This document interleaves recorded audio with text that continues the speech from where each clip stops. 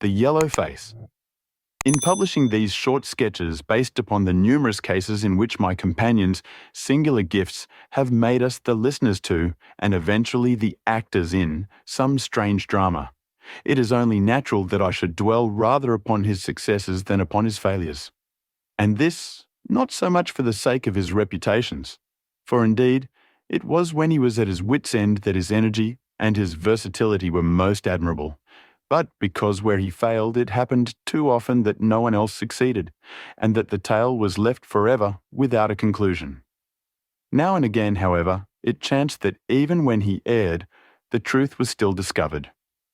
I have noted of some half-dozen cases of the kind of which The Adventure of the Musgrave Ritual and that which I am about to recount are the two which present the strongest features of interest. Sherlock Holmes was a man who seldom took exercise for exercise's sake.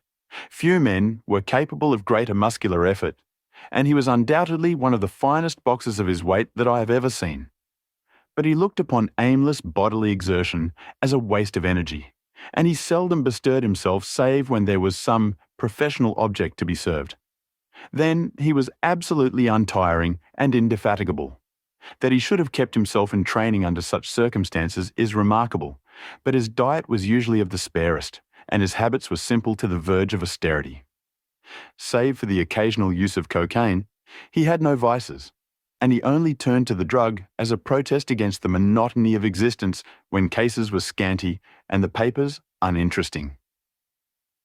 One day in early spring he had so far relaxed as to go for a walk with me in the park, where the first faint shoots of green were breaking out upon the elms, and the sticky spearheads of the chestnuts were just beginning to burst into their fivefold leaves. For 2 hours we rambled about together, in silence for the most part, as befits two men who know each other intimately. It was nearly 5 before we were back in Baker Street once more. "Beg pardon, sir," said our page boy as he opened the door. "There's been a gentleman here asking for you, sir." Holmes glanced reproachfully at me. "So much for afternoon walks," said he. "Has this gentleman gone, then?" "Yes, sir." "Didn't you ask him in?" "Yes, sir. He came in." "How long did he wait?" "Half an hour, sir. He was a very restless gentleman, sir, a walkin' and a stampin' all the time he was here. I was waiting outside the door, sir, and I could hear him. At last he outs into the passage and he cries, 'Is that man never going to come?' Those were his very words, sir. 'You'll only need to wait a little longer,' says I. 'Then I'll wait in the open air, for I feel half choked,' says he. 'I'll be back before long.' And with that he ups and he outs, and all I could say wouldn't hold him back." "Well, well, you did your best," said Holmes as we walked into our room. "It's very annoying though, Watson. I was badly in need of a case, and this looks, from the man's impatience, as if it were of importance. Hello, that's not your pipe on the table. He must have left his behind him. A nice old briar with a good long stem of what the tobacconists call amber. I wonder how many real amber mouthpieces there are in London?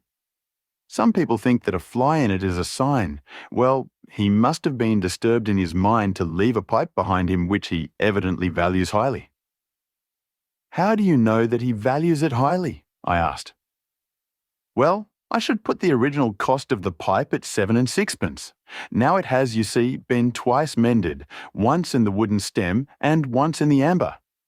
Each of these mends, done, as you observe, with silver bands, must have cost more than the pipe did originally. The man must value the pipe highly when he prefers to patch it up rather than buy a new one with the same money." "Anything else?" I asked, for Holmes was turning the pipe about in his hand and staring at it in his peculiar pensive way. He held it up and tapped on it with his long, thin forefinger, as a professor might who was lecturing on a bone. "Pipes are occasionally of extraordinary interest," said he. "Nothing has more individuality, save perhaps watches and bootlaces. The indications here, however, are neither very marked nor very important. The owner is obviously a muscular man, left-handed, with an excellent set of teeth, careless in his habits, and with no need to practice economy." My friend threw out the information in a very offhand way, but I saw that he cocked his eye at me to see if I had followed his reasoning. "You think a man must be well-to-do if he smokes a 7-shilling pipe," said I. "This is Grosvenor mixture at 8p an ounce," Holmes answered, knocking a little out on his palm. "As he might get an excellent smoke for half the price, he has no need to practice economy. And the other points? He has been in the habit of lighting his pipe at lamps and gas jets. You can see that it is quite charred all down one side. Of course, a match could not have done that. Why should a man hold a match to the side of his pipe? But you cannot light it at a lamp without getting the bowl charred, and it is all on the right side of the pipe. From that I gather that he is a left-handed man. You hold your own pipe to the lamp, and see how naturally you, being right-handed, hold the left side to the flame. You might do it once the other way, but not as a constancy. This has always been held so. Then he has bitten through his amber. It takes a muscular, energetic fellow and one with a good set of teeth to do that. But if I'm not mistaken, I hear him upon the stair, so we shall have something more interesting than his pipe to study." An instant later, our door opened and a tall young man entered the room. He was well but quietly dressed in a dark grey suit and carried a brown wide-awake in his hand. I should have put him at about 30, though he was really some years older. "I beg your pardon," said he with some embarrassment. "I suppose I should have knocked." "Yes, of course I should have knocked. The fact is that I am a little upset, and you must put it all down to that." He passed his hand over his forehead, like a man who is half dazed, and then fell, rather than sat down upon a chair. "I can see that you have not slept for a night or two," said Holmes, in his easy, genial way. "That tries a man's nerves more than work, and more even than pleasure. May I ask how I can help you?" "I wanted your advice, sir. I don't know what to do, and my whole life seems to have gone to pieces." "You wish to employ me as a consulting detective?" "Not that only. I want your opinion as a judicious man, as a man of the world. I want to know what I ought to do next. I hope to God you'll be able to tell me." He spoke in little sharp, jerky outbursts, and it seemed to me that to speak at all was very painful to him, and that his will all through was overriding his inclinations. "It's a very delicate thing," said he. "One does not like to speak of one's domestic affairs to strangers. It seems dreadful to discuss the conduct of one's wife with two men whom I've never seen before. It's horrible to have to do it, but I've got to the end of my tether, and I must have advice." "My dear Mr. Grant Munro," began Holmes. Our visitor sprang from his chair. "What?" he cried. "You know my name?" "If you wish to preserve your incognito," said Holmes, smiling, "I would suggest that you cease to write your name upon the lining of your hat, or else that you turn the crown towards the person whom you are addressing. I was about to say that my friend and I have listened to a good many strange secrets in this room, and that we have had the good fortune to bring peace to many troubled souls. I trust that we may do as much for you. Might I beg you, as time may prove to be of importance, to furnish me with the facts of your case without further delay?" Our visitor again passed his hand over his forehead, as if he found it bitterly hard. From every gesture and expression I could see that he was a reserved, self-contained man, with a dash of pride in his nature, more likely to hide his wounds than to expose them. Then, suddenly, with a fierce gesture of his closed hand, like one who throws reserve to the winds, he began. "The facts are these, Mr. Holmes," said he. "I am a married man, and have been so for 3 years. During that time, my wife and I have loved each other as fondly, and lived as happily as any two that ever were joined. We have not had a difference, not one, in thought or word or deed. And now, since last Monday, there has suddenly sprung up a barrier between us, and I find that there is something in her life and in her thought of which I know as little as if she were the woman who brushes by me in the street. We are estranged, and I want to know why. Now, there is one thing that I want to impress upon you before I go any further, Mr. Holmes. Effie loves me. Don't let there be any mistake about that. She loves me with her whole heart and soul, and never more than now. I know it. I feel it. I don't want to argue about that. A man can tell easily enough when a woman loves him, but there's this secret between us, and we can never be the same until it is cleared. Kindly let me have the facts, Mr. Monroe, said Holmes with some impatience. I'll tell you what I know about Effie's history. She was a widow when I met her first, though quite young, only 25. Her name then was Mrs. Hebron.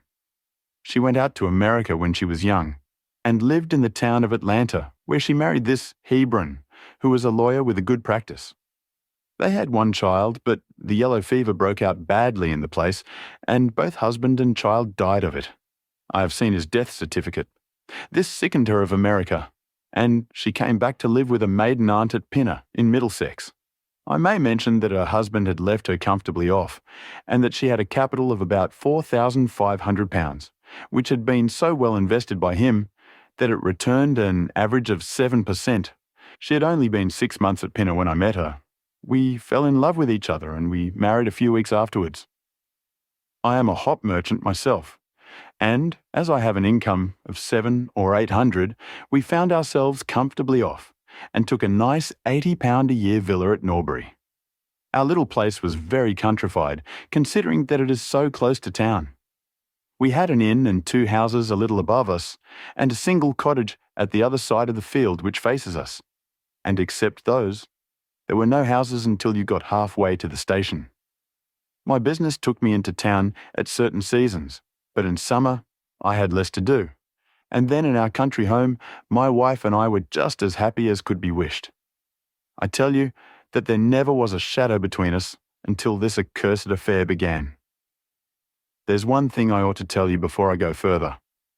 When we married, my wife made over all her property to me, rather against my will, for I saw how awkward it would be if my business affairs went wrong. However, she would have it so, and it was done. Well, about 6 weeks ago she came to me. Jack, said she, when you took my money you said that if ever I wanted any I was to ask you for it. Certainly, said I. It's all your own. Well, said she, I want £100.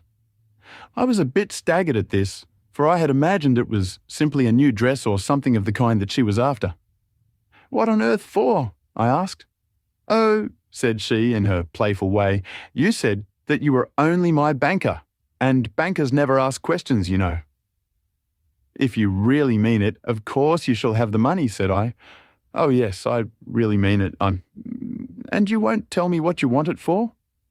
Some day, perhaps, but not just at present, Jack. So I had to be content with that, though it was the first time that there had ever been any secret between us. I gave her a cheque, and I never thought any more of the matter. It may have nothing to do with what came afterwards, but I thought it only right to mention it. Well, I told you just now that there is a cottage not far from our house. There is just a field between us, but to reach it, you have to go along the road and then turn down a lane. Just beyond it is a nice little grove of Scotch firs, and I used to be very fond of strolling down there, for trees are always a neighbourly kind of things. The cottage had been standing empty this 8 months, and it was a pity, for it was a pretty 2-storied place, with an old-fashioned porch and honeysuckle about it. I have stood many a time and thought what a neat little homestead it would make. Well, last Monday evening, I was taking a stroll down that way when I met an empty van coming up the lane and saw a pile of carpets and things lying about on the grass plot beside the porch. It was clear that the cottage had at last been let. I walked past it and wondered what sort of folk they were who had come to live so near us. And as I looked, I suddenly became aware that a face was watching me out of one of the upper windows. I don't know what there was about that face, Mr. Holmes, but it seemed to send a chill right down my back.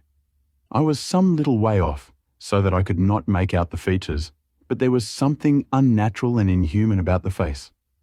That was the impression that I had, and I moved quickly forwards to get a nearer view of the person who was watching me. But as I did so, the face suddenly disappeared, so suddenly that it seemed to have been plucked away into the darkness of the room. I stood for 5 minutes thinking the business over and trying to analyse my impressions. I could not tell if the face were that of a man or a woman. It had been too far from me for that. But its colour was what had impressed me most, It was of a livid, chalky white, and with something set and rigid about it which was shockingly unnatural. So disturbed was I that I determined to see a little more of the new inmates of the cottage. I approached and knocked at the door, which was instantly opened by a tall, gaunt woman with a harsh, forbidding face. "What may you be wanting?" she asked in a northern accent. "I am your neighbour over yonder," said I, nodding towards my house. "I see that you have only just moved in, so I thought that if I could be of any help to you in any—" "Aye, we'll just ask you when we want you," said she, and shut the door in my face. Annoyed at the churlish rebuff, I turned my back and walked home. All evening, though I tried to think of other things, my mind would still turn to the apparition at the window and the rudeness of the woman. I determined to say nothing about the former to my wife, for she is a nervous, highly strung woman, and I had no wish that she would share the unpleasant impression which had been produced upon myself. I remarked to her, however, before I fell asleep, that the cottage was now occupied, to which she returned no reply. I am usually an extremely sound sleeper. It has been a standing jest in the family that nothing could ever wake me during the night, and yet, somehow, on that particular night, whether it may have been the slight excitement produced by my little adventure or not, I know not, but I slept much more lightly than usual. Half in my dreams, I was dimly conscious that something was going on in the room, and gradually became aware that my wife had dressed herself and was slipping on her mantle and her bonnet. My lips were parted to murmur out some sleepy words of surprise or remonstrance at this untimely preparation, when suddenly my half-opened eyes fell upon her face, illuminated by the candlelight, and astonishment held me dumb. She wore an expression such as I had never seen before, such as I should have thought her incapable of assuming. She was deadly pale and breathing fast, glancing furtively toward the bed as she fastened her mantle to see if she had disturbed me. Then, thinking that I was still asleep, she slipped noiselessly from the room, and an instant later I heard a sharp creaking which could only come from the hinges of the front door. I sat up in bed and rapped my knuckles against the rail to make certain that I was truly awake. Then I took my watch from under the pillow. It was 3 in the morning. What on this earth could my wife be doing out on the country road at 3 in the morning? I had sat for about 20 minutes, turning the thing over in my mind and trying to find some possible explanation. The more I thought, the more extraordinary and inexplicable did it appear. I was still puzzling over it when I heard the door gently close again, and her footsteps coming up the stairs. "Where in the world have you been, Effie?" I asked as she entered. She gave a violent start and a kind of gasping cry when I spoke, and that cry and start troubled me more than all the rest, for there was something indescribably guilty about them. My wife had always been a woman of a frank, open nature, and it gave me a chill to see her slinking into her own room and crying out and wincing when her own husband spoke to her. "You awake, Jack?" she cried with a nervous laugh. "Why, I thought that nothing could awake you." "Where have you been?" I asked more sternly. "I don't wonder that you are surprised," said she, and I could see that her fingers were trembling as she undid the fastenings of her mantle. "Why, I never remember having done such a thing in my life before. The fact is that I felt as though I were choking and had a perfect longing for a breath of fresh air. I really think that I should have fainted if I had not gone out. I stood at the door for a few minutes and now I am quite myself again." All the time that she was telling me this story, she never once looked in my direction, and her voice was quite unlike her usual tones. It was evident to me that she was saying what was false. I said nothing in reply, but turned my face to the wall, sick at heart, with my mind filled with 1,000 venomous doubts and suspicions. What was it that my wife was concealing from me? Where had she been during that strange expedition? I felt that I should have no peace until I knew, and yet I shrank from asking her again after once she had told me what was false. All the rest of the night I tossed and tumbled, framing theory after theory, each more unlikely than the last. I should have gone to the city that day, but I was too disturbed in my mind to be able to pay attention to business matters. My wife seemed to be as upset as myself, and I could see from the little questioning glances which she kept shooting at me that she understood that I disbelieved her statement, and that she was at her wits' end what to do. We hardly exchanged a word during breakfast, and immediately afterwards I went out for a walk, that I might think the matter out in the fresh morning air. I went as far as the Crystal Palace, spent an hour in the grounds, and was back in Norbury by 1 o'clock. It happened that my way took me past the cottage, and I stopped for an instant to look at the windows, and to see if I could catch a glimpse of the strange face which had looked out at me on the day before. As I stood there, imagine my surprise, Mr. Holmes, when the door suddenly opened and my wife walked out. I was struck dumb with astonishment at the sight of her, but my emotions were nothing to those which showed themselves upon her face when our eyes met. She seemed for an instant to wish to shrink back inside the house again, and then, seeing how useless all concealment must be, she came forward, with a very white face and frightened eyes which belied the smile upon her lips. "Ah, Jack," she said, "I have just been in to see if I can be of any assistance to our new neighbours. Why do you look at me like that, Jack? You are not angry with me." "So," said I, "this is where you went during the night." "What do you mean?" she cried. "You came here. I'm sure of it. Who are these people that you should visit them at such an hour?" "I have not been here before." "How can you tell me what you know is false?" I cried. "Your very voice changes as you speak. When have I ever had a secret from you? I shall enter that cottage, and I shall probe the matter to the bottom." "No, no, Jack, for God's sake," she gasped in uncontrollable emotion. Then, as I approached the door, she seized my sleeve and pulled me back with convulsive strength. "I implore you not to do this, Jack," she cried. "I swear that I will tell you everything some day, but nothing but misery can come of it if you enter that cottage." Then, as I tried to shake her off, she clung to me in a frenzy of entreaty. "Trust me, Jack," she cried. "Trust me only this once. You will never have cause to regret it. You know that I would not have a secret from you if it were not for your own sake. Our whole lives are at stake in this. If you come home with me, all will be well. If you force your way into that cottage, all is over between us." There was such earnestness, such despair in her manner that her words arrested me, and I stood irresolute before the door. "I will trust you on one condition, and on one condition only," said I at last. "It is that this mystery comes to an end from now. You are at liberty to preserve your secret, but you must promise me that there shall be no more nightly visits, no more doings which are kept from my knowledge. I am willing to forget those which are past, if you will promise that there shall be no more in the future." "I was sure that you would trust me," she cried, with a great sigh of relief. "It shall be just as you wish. Come away, oh, come away up to the house." Still pulling at my sleeve, she led me away from the cottage. As we went, I glanced back, and there was that yellow, livid face watching us out of the upper window. What link could there be between that creature and my wife?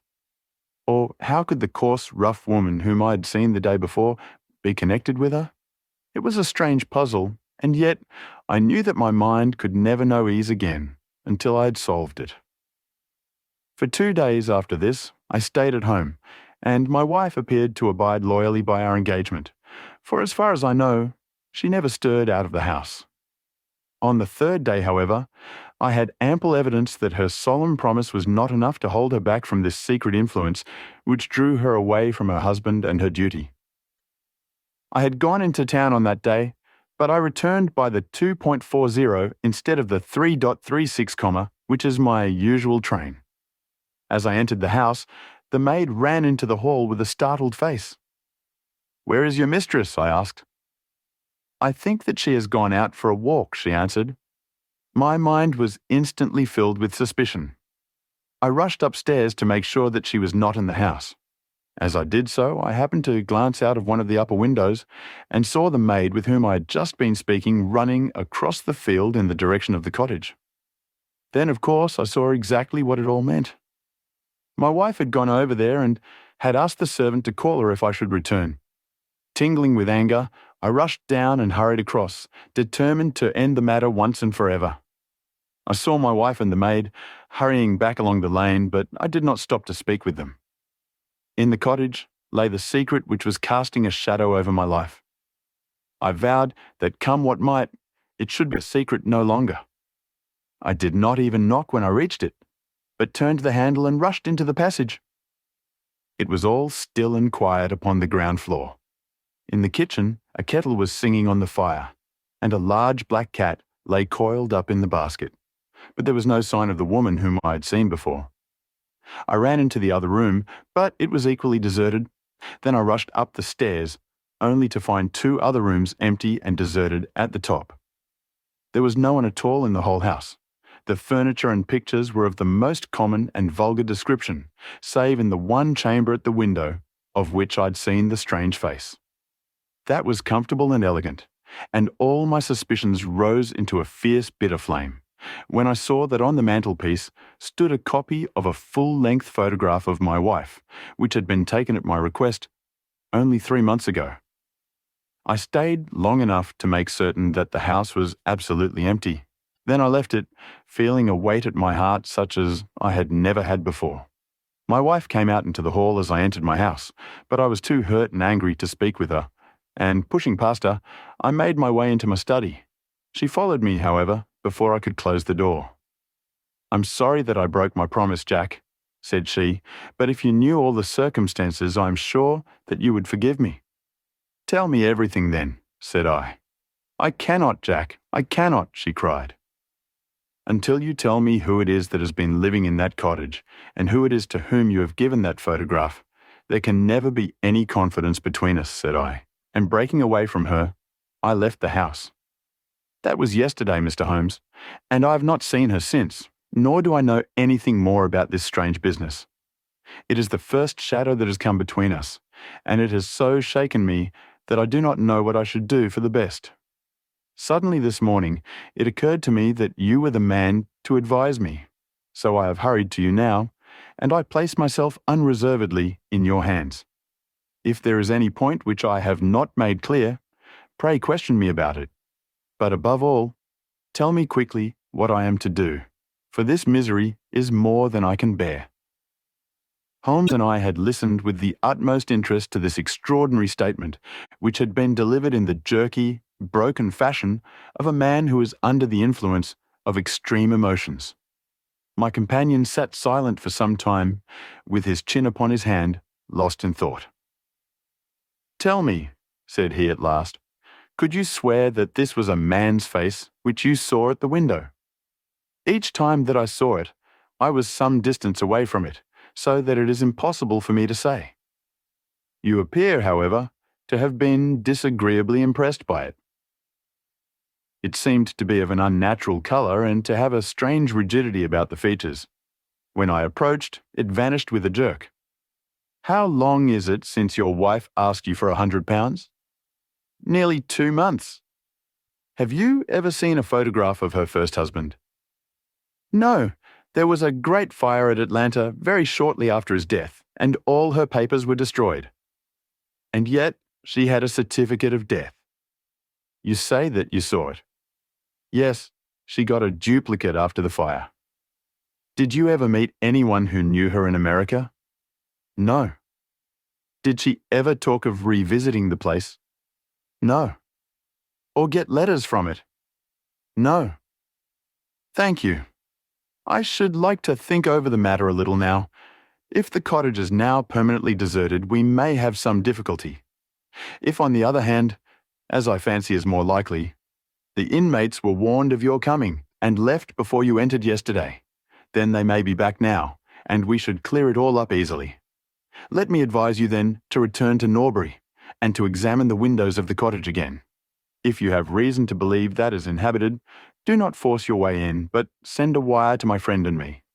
We shall be with you within an hour of receiving it, and we shall then very soon get to the bottom of the business. And if it is still empty? In that case, I shall come out tomorrow and talk it over with you. Goodbye, and above all, do not fret until you know that you really have a cause for it." "I'm afraid that this is a bad business, Watson," said my companion as he returned after accompanying Mr. Grant Munro to the door. "What do you make of it?" "It had an ugly sound," I answered. "Yes, there's blackmail in it, or I am much mistaken." "And who is the blackmailer?" "Well, it must be the creature who lives in the only comfortable room in the place and has her photograph above his fireplace. Upon my word, Watson, there is something very attractive about that livid face at the window, and I would not have missed the case for worlds." "You have a theory?" "Yes, a provisional one, but I shall be surprised if it does not turn out to be correct. This woman's first husband is in that cottage." "Why do you think so?" "How else can we explain her frenzied anxiety that her second one should not enter it? The facts, as I read them, are something like this. This woman was married in America. Her husband developed some hateful qualities, or shall we say that he contracted some loathsome disease and became a leper or an imbecile. She flies from him at last, returns to England, changes her name, and starts her life, as she thinks, afresh. She has been married 3 years and believes that her position is quite secure, having shown her husband the death certificate of some man whose name she has assumed when suddenly her whereabouts is discovered by her first husband. Or, we may suppose, by some unscrupulous woman who has attached herself to the invalid. They write to the wife and threaten to come and expose her. She asks for £100 and endeavours to buy them off. They come in spite of it, and when the husband mentions casually to the wife that there are newcomers in the cottage, she knows in some way that they are her pursuers. She waits until her husband is asleep, and then she rushes down to endeavour to persuade them to leave her in peace. Having no success, she goes again next morning, and her husband meets her, as he has told us, as she comes out.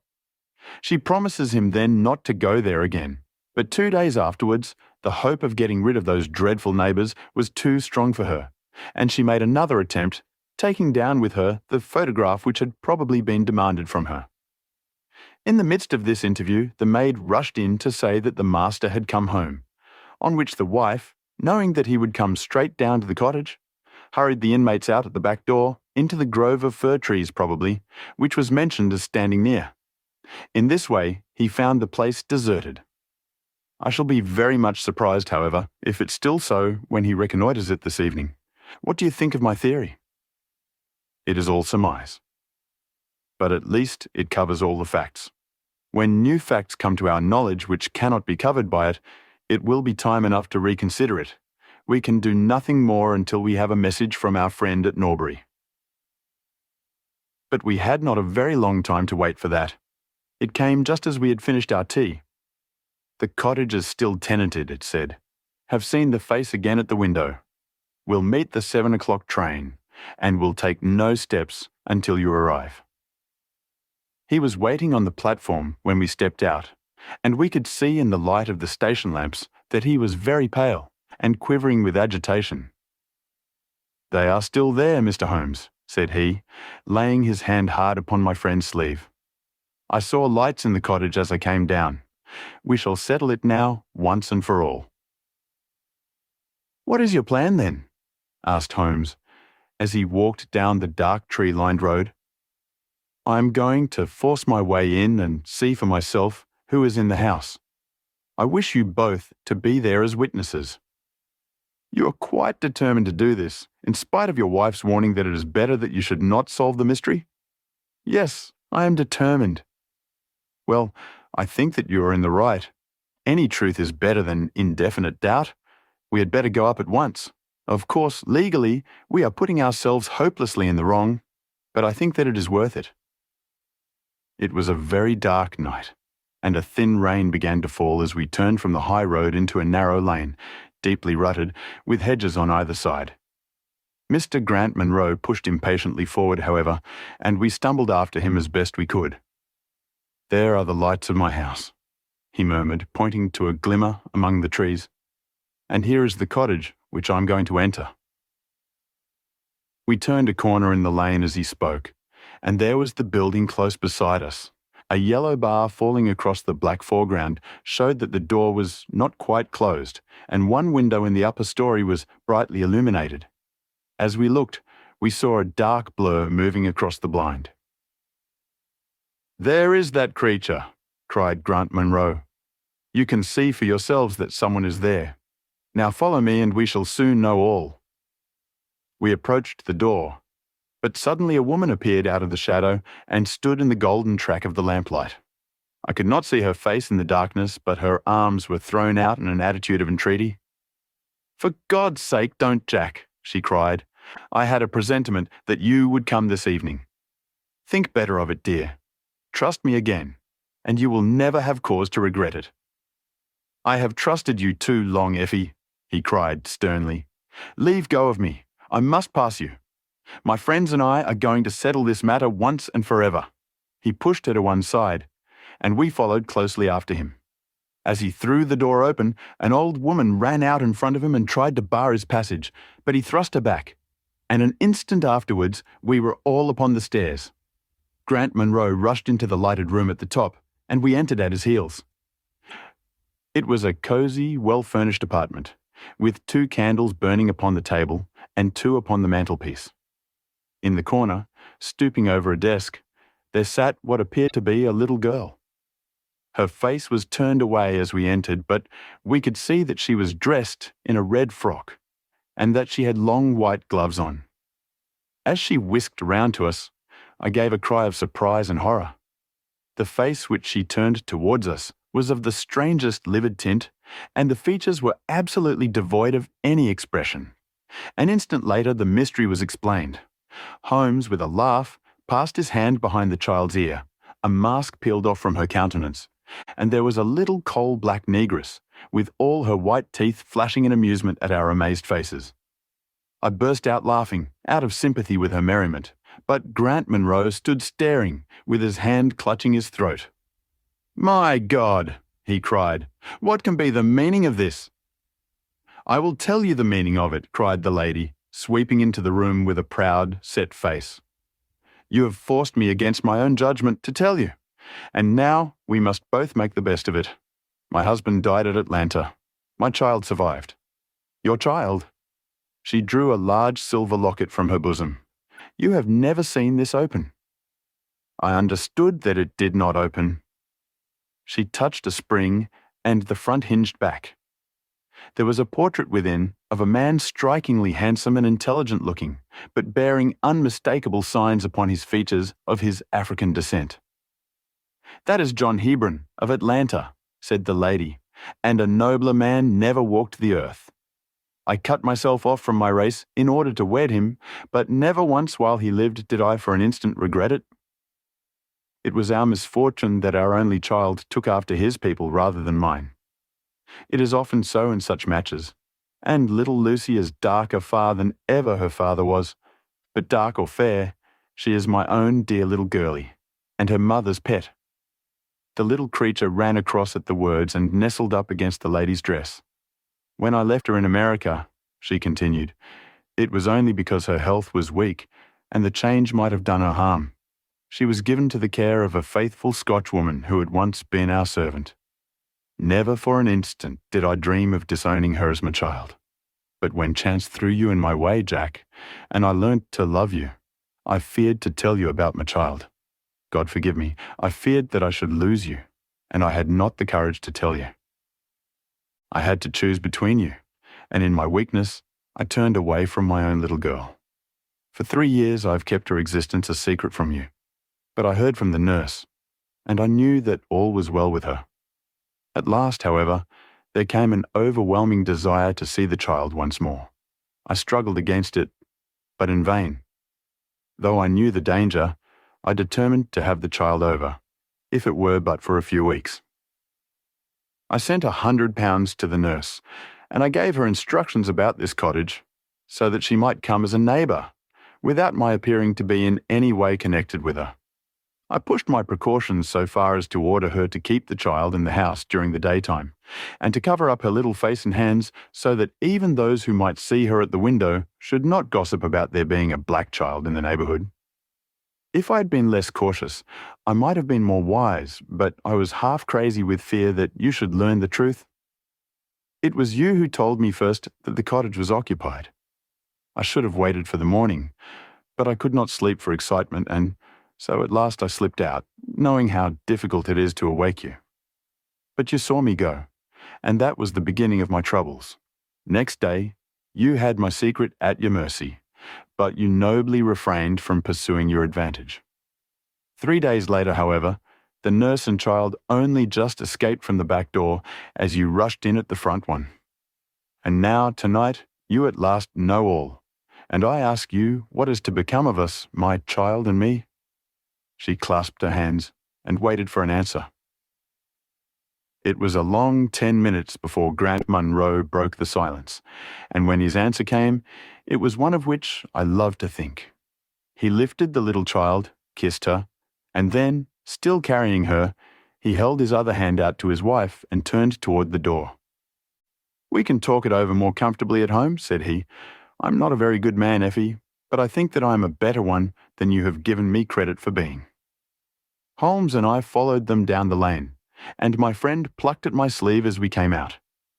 "I think," said he, "that we shall be of more use in London than in Norbury." Not another word did he say of the case until late that night, when he was turning away with his lighted candle for his bedroom. "Watson," said he, "if it should ever strike you that I am getting a little overconfident in my powers, or giving less pains to a case than it deserves, kindly whisper Norbury in my ear, and I shall be infinitely obliged to you."